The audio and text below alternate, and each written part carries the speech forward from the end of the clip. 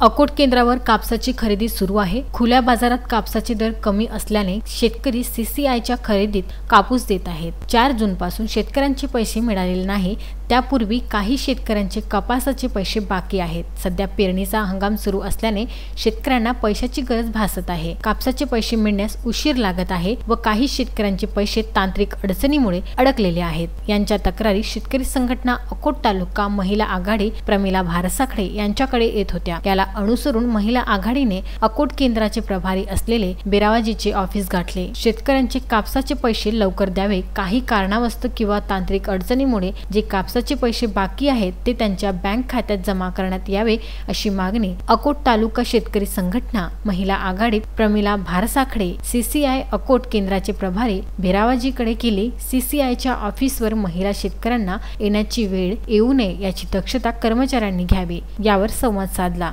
त्याला प्रतिसाद देत अकोला येथील सीसीआयचे कर्मचारी कामाला लागल्याचे बेरावाजींनी स्पष्ट केले।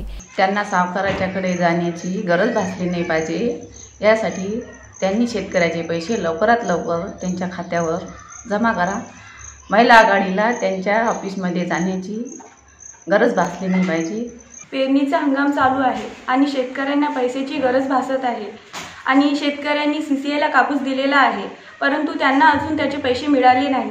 त्याकरिता शेतकरी संघटनेच्या महिला ह्या त्यांची मागणी घेऊन सीसीआय ऑफिसमध्ये गेल्या होत्या आणि त्यांनी तिथं त्यांची मागणी मांडली की आमच्या अकाउंटमध्ये अजून पैसे आले नाहीत आणि त्यांचे पैसे लवकरात लवकर त्यांनी द्यावे, जेणेकरून त्यांना सावकाराच्या दारात पैशासाठी जावे लागणार नाही। ही मागणी शेतकरी संघटना महिलांची आहे।